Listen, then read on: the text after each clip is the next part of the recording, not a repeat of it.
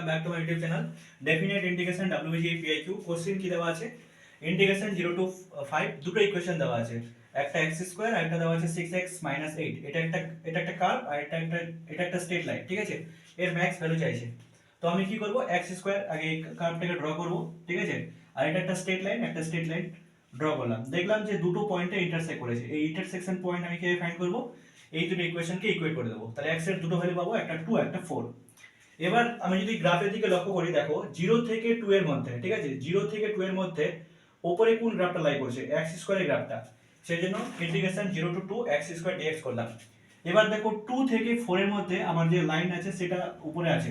তাহলে 6x - 8 ঠিক আছে 2 থেকে 4 এর মধ্যে 6x - 8 dx করলাম এবার দেখো 4 থেকে আমার লাস্ট লিমিট কত আছে 5 আছে তাহলে 4 থেকে 5 অবধি দেখো x স্কয়ার যে আমার কার্ভটা আছে এটা